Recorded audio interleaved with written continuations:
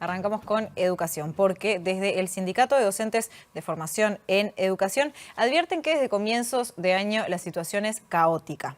Denuncian además un proceso de privatización y desmantelamiento de la formación en educación y advierten a su vez sobre el traspaso de dineros públicos al área privada por medio de acuerdos del CODICEN con la ORT y también la Universidad Católica. Para hablar sobre estos temas es que recibimos esta noche a Fernanda Alanís y a Pablo Langone, ambos del Sindicato de Docentes de Formación en Educación. Bienvenidos y gracias por estar. Muchas gracias por la invitación. Es muy importante para nosotros tener espacio. Gracias. Perdón, antes de ir a la primera, me encanta siempre saber qué materias dan, qué dan. Ay.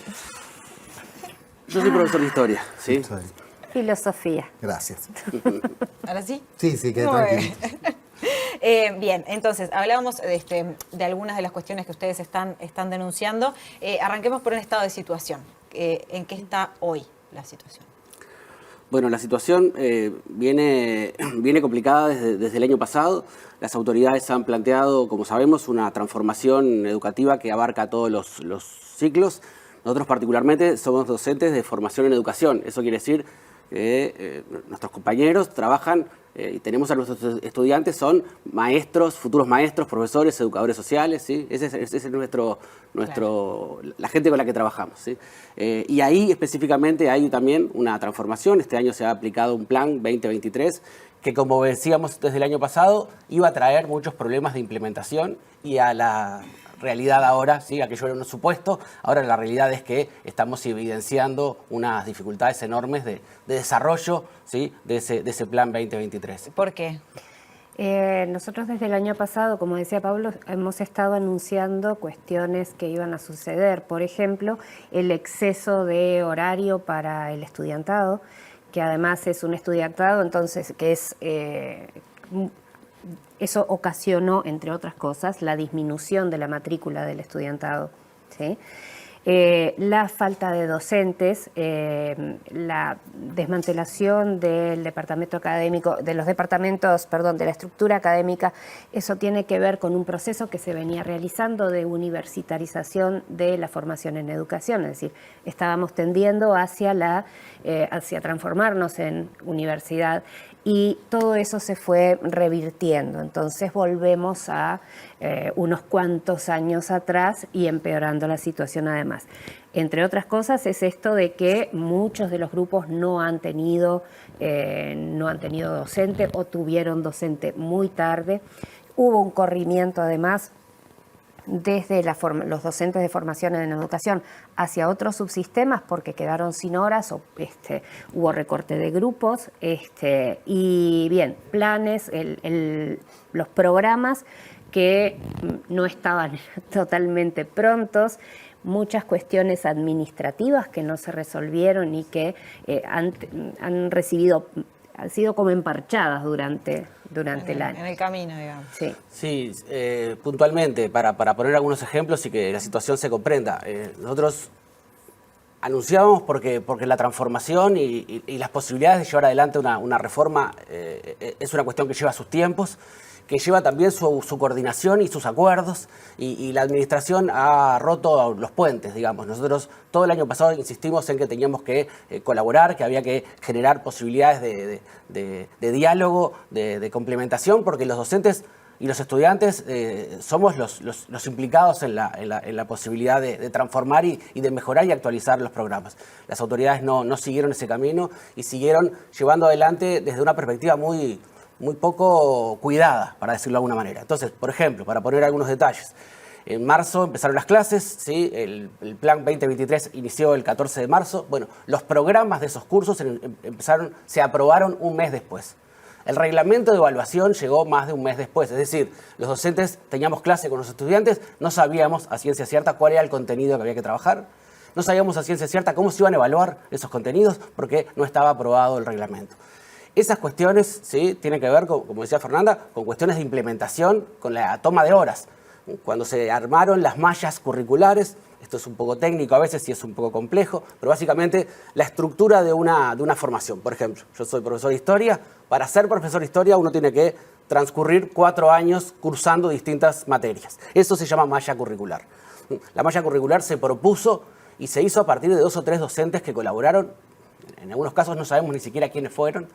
Y la verdad que nuestro posicionamiento con respecto a eso es que hay un deterioro de la calidad académica de esos cursos. Esas formaciones han ido para atrás en cuanto a la actualización académica. Para poner algunos ejemplos, en historia, las bibliografías, los textos que se recomiendan a los estudiantes, bueno, tienen, yo le contaba recién a Fernanda, no hay textos del siglo XXI, ¿no? O sea, estamos en el año 23. ¿no? Y había. Y había, y hay, se producen textos todo el tiempo. La historiografía. Había en la malla curricular, en la bibliografía. Digamos, había. El último plan era del 2008, probablemente ahí estuviera claro que la actualización fuera necesaria, pero ahora, en los años que han transcurrido, no se ha actualizado. Se ha producido una cosa que produjo la dictadura, que fue ensamblar, ¿sí?, sociología con derecho. Dos disciplinas que son absolutamente distintas, campos distintos. La dictadura lo había hecho hace 40 años, pero sabemos bien que la dictadura no tenía muchas luces en cuanto a lo cultural, a lo académico y a lo educativo, ¿no? Fue un periodo muy oscuro en la formación de nuestro pueblo. Bueno, otra vez se volvió a hacer eso. El docente va a salir en Derecho y en Sociología.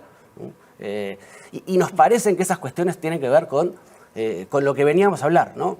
Una propuesta que en todo caso parece estar dando cuenta de un debilitamiento de la formación docente pública, ¿no? Entonces ahí es donde nosotros estamos preocupados. ¿Qué es lo que está pasando con la propuesta histórica pública de la educación, de la formación en educación? Bueno, hay una aparente debilidad, ¿sí? Las cosas no se están haciendo bien. El número de estudiantes que ingresaron este año, como comentaba Fernanda recién, se ha reducido enormemente, ¿sí? Y bueno, ¿y qué está pasando con las competencias, ¿no? Con otros espacios académicos que podrían ocupar ese espacio de la educación pública? Entonces, bueno, hay una cuestión también que es laboral, pero que incide directamente sobre la calidad de la formación en educación, que es el tema de que muchos de nosotros y nosotras concursamos para los cargos que tenemos, para las asignaturas que estábamos impartiendo. En mi caso yo tengo una doble efectividad como docente de epistemología, como docente de pedagogía, y son asignaturas que se mantienen en el nuevo plan, pero tenemos el caso de docentes que concursaron por otras asignaturas que desaparecen, ¿sí? O incluso, en mi caso, como docente de epistemología, el próximo año epistemología no va a estar en el plan, entonces yo no puedo tomar, va a estar recién en el tercer año. Entonces yo el año que viene, si solamente tuviera la posibilidad de trabajar en eso, no podría. Y esta situación va a empeorarse el próximo año porque se está proponiendo un sistema de elección de horas para los docentes de formación en educación que se supuestamente tiende también a la universitarización, pero no es así, sino que retrocede también. Porque nos ofrecen lo que se llama las unidades horarias de desempeño, que son cargos con una determinada cantidad de horas de docencia directa, de horas reloj, ¿no? Cargos de 10, 20, 30, 40 y 45 horas reloj, que tienen un mínimo de horas de clase. Cualquiera, lo que es la universidad, la formación universitaria, requiere no solamente de la enseñanza, sino que requiere investigación y extensión, es decir, trabajo con la comunidad. Y la investigación es fundamental para la producción de conocimiento. Eso es fundamental. Bueno, con estos nuevos cargos, lo que sucede es que se reducen las horas en las que uno puede dedicarse a esas cuestiones, ¿sí? Todo el plan es una propuesta compleja, la dinámica y la implementación de la propuesta de elección de horas es compleja y para términos televisivos no sería adecuado, pero básicamente el impacto principal tiene que ver con esto, con la calidad de los docentes que van a poder dictar los cursos, porque se tendería a tomar horas más allá de la especificidad, es decir, uno es profesor de historia, pero en mi caso yo doy cursos de historiografía. Es exclusivamente lo que yo he preparado y para lo que yo puedo dar clase.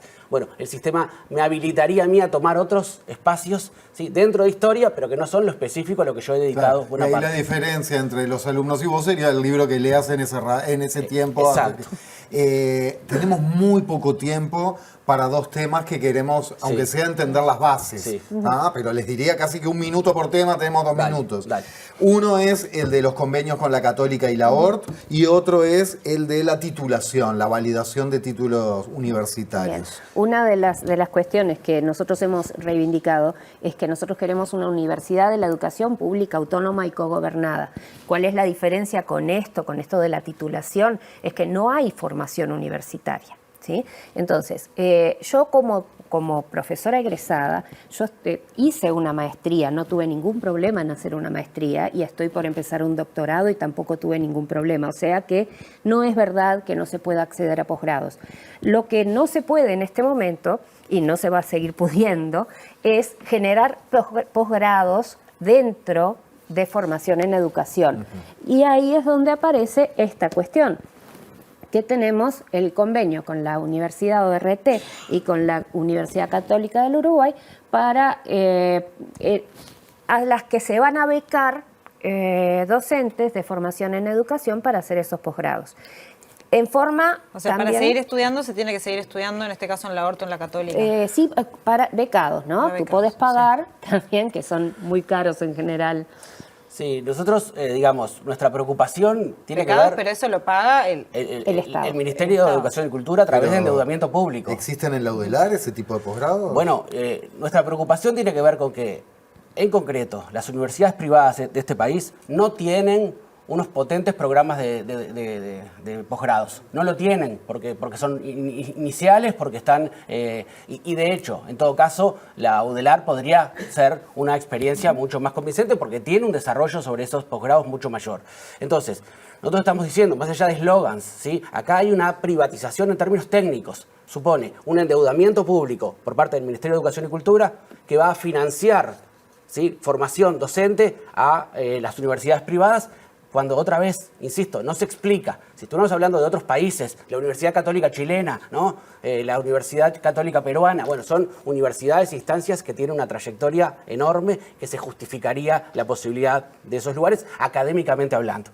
Pero no es la experiencia que estaba ocurriendo aquí. Entonces aquí estamos viendo esta cuestión de privatizar recursos públicos, ¿sí?, en manos de las privadas. Para cerrar, la cuestión sobre la titulación para nosotros es preocupante porque es un mecanismo que la que ha optado la administración. Entonces escuchaba al ministro da Silveira diciendo, bueno, es lo que se ha podido hacer. Sin embargo, nosotros creemos que eso es porque no se ha querido hacer. El sistema político todo, ¿sí?, ha estado obstaculizando una verdadera transformación en educación, formación en educación, que es la universidad. Nosotros necesitamos una universidad democrática para discutir y alejar las políticas educativas del control del sistema político. Nosotros tenemos que, entre docentes, estudiantes, técnicos, poder discutir las políticas educativas por fuera de los ciclos electorales. Si no estamos a cada rato y cada 5 o 10 años volviendo a discutir, abandonando programas que no se analizan, necesitamos autonomía, ¿sí?, necesitamos posibilidades, los técnicos, los docentes, los estudiantes, de discutir esto de una forma democrática. Pablo Langones, Fernanda Lanís, muchísimas gracias por este ratito. Gracias a ustedes. Gracias a ustedes.